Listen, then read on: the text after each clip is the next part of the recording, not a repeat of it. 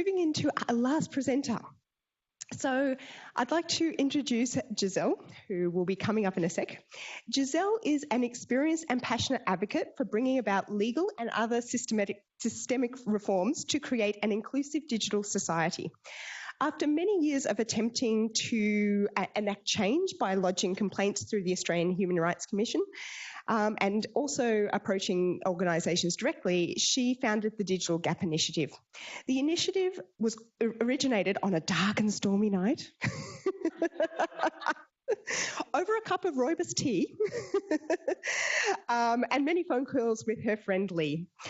Gisele is keen to network with anyone who shares her vision and has experienced the digital gap and wants to do something about it.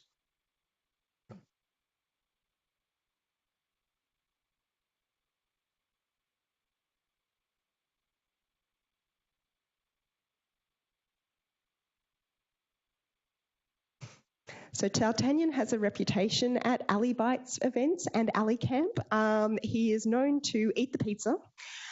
He also got my colleague Adam's charger cable for his laptop. Thankfully, it wasn't plugged in. By the time we realised it was in 8 parts. So he's a little bit naughty. And I am going to mind him for the next 10 minutes, so hopefully he'll be good for me.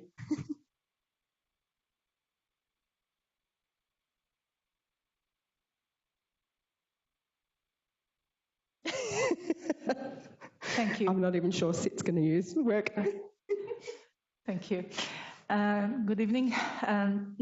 NDIS, I think you all know it stands for National Disability Insurance Scheme, but I think it should stand for Needs a Digital Inclusion Strategy. Badly. Good evening, all. I've already been introduced, so I just want to introduce Taryn, who's going to be assisting me in this presentation. Taryn, would you like to explain? Hi, everyone. I'm sorry, I made it in Word so that she could read it, and then I didn't realise you can't present in Word. Sorry. So Taryn is going to be my screen reader tonight. Good evening. All of you gathered here today, well, first of all, just the Digital Gap Initiative. Our focus is on systemic changes, so that is legislation, standards, policies, programs, anything that you can think which comes under the umbrella of systemic change. Each one of you here tonight for this Global Accessibility Awareness Day would be aware of the barriers people with disability face to access the digital universe. Is it the cartoon app? Yeah. Okay. So this is the cartoon. Well, this certainly buggers our plan to come to the universe.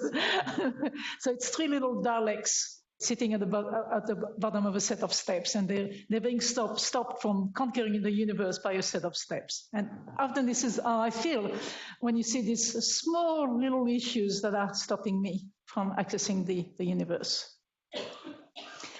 We see that the systemic change that we seek are the missing pieces in the puzzle, and our DGI logo has got a little missing piece, which also Taryn has been working to design our logo with the help of Charissa, who is also sitting in our audience today.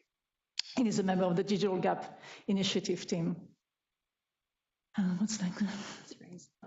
Okay, yeah. So tonight I'm speaking to you as an NDIS participant, and what I see as the missed opportunities and the lack of direction to raise the bar for digital inclusion in Australia. And I just want to share some examples of these policy blind spots and also some steps that could be taken to make the scheme a vehicle for driving digital inclusion in Australia. Number one, the National Disability Inclusion Agency, the NDIA, which oversees the scheme, the NDIS, states in its policy that all documents should be accessible. That's a good policy. But in reality, when the NDIA sends you your NDIS plan, it's an inaccessible PDF. Alert, empty document. Thank you, Tara. Other NDIS documents are also inaccessible. So, for example, yes, Word should be accessible to us, but the NDIS has decided to present its pricing guidelines, which are important to consult for the prices that the NDIS will pay. You have it either in a PDF or in a Word document, which is 76 pages. All the information is set out in very complex tables, which are impossible to navigate with a screen reader, and the document is not searchable.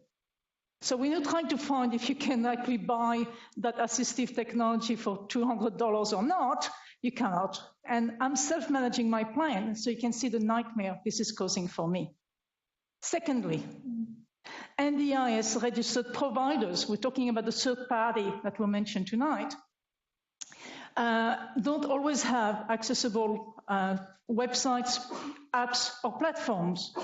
So for example, I went online recently to try and find a support worker, and the platform had an image capture to complete before I can even register. And then every step of the way, you had to complete image captures. Of course, again, as an NDI self-managed person, that means that I cannot go and find my own support worker on this type of platform. And same thing for platforms that don't allow you to have accessible tools to pay your bills and so on. Thirdly, the NDIS lacks awareness of the digital barriers that we face in our daily activities. Now, this is all NDIS terminology, daily activities, social, civic, community, and recreational participations. So, for example, I asked an NDIA planner if I could use my support worker to assist me with my LinkedIn page and other social media platforms. And I got a flat no. Social media, everybody's on social media, so, that's not special needs. And missing the point that the only way that I can access social media is if I have an assistant to do it, because a lot of the social media platforms are not accessible. But my main goal, my main point tonight is to talk about the what I call the Assistive Technology Assessment Guidelines of the NDIS. Those guidelines exclude products that are now called mainstream products. That's the products anybody can use. So they are excluded from the pricing, from the assistive technology that you can receive under the NDIS plans. Think about it. We say that accessibility and usability should be included in design. We say accessibility makes good business sense. And Australia recently adopted the Accessible Procurement Standard EN 301549. And no, it's not an asteroid. It's not an asteroid. It's a real standard. Yeah, the companies that follow these guidelines, follow this standard, do the right thing. Have you got the do the right thing song? Yeah, but I don't know how to play it. Okay, we had do the right thing, it's not working. Okay, I'll just sing the two sound captures, because the first one was, what about me? It isn't fair.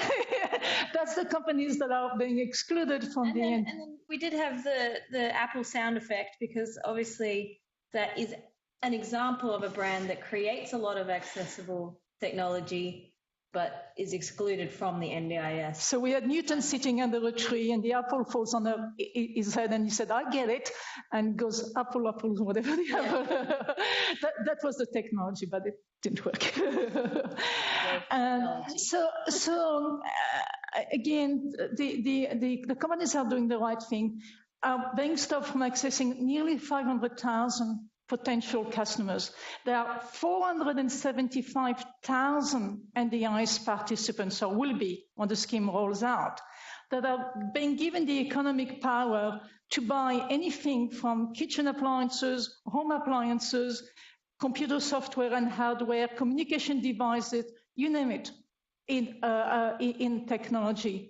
But if that technology is now used by everybody because the company's done the right thing and they put accessibility in their products, it's no longer a special needs product. So so you're not able to reach that 475,000 market. And to me, I mean, how can we promote the idea that accessibility makes good business sense if you're going to be cut off from 475,000 potential customers, you know, by including accessibility in your product and you're now mainstream? Now, one of the NDIS favorite example for explaining and justifying its assistive technology assessment guidelines is that they will pay for modifications to a car that a participant needs, but they will not pay for the car even if the assistant claims he needs the car for mobility. Now, that's fair enough. Now, if we say that inclusive products should be included in the assessment guidelines, does it mean that a participant can say, developing what they call a self-driven car, self-driving car, that means I could drive the car. So can I claim I want a Tesla car? Now think about it. The NDIS is all about cost-effective value for money. Now it would reduce the need on transport payments. I wouldn't need support worker because I could just tell the car, go here, go there. And it would certainly increase my social, community and community participation, because how many of you would be my friends if I had a Tesla in the garage? And it would give us empowerment. 1 minute. Okay, it would give us empowerment because, yeah, boom, boom, boom, zoom, zoom, zoom. So my message tonight is that the NDIS needs a digital inclusion strategy. Now, just 1 minute. I just want to also say that when I was said no, you cannot use a support worker for your social media activities, I thought, I'm an activist for digital inclusion. I'm not going to be stopped by somebody saying no. So I went online. I found an accessible platform called Home Care Heroes. I posted a message saying, I need a social media wizard.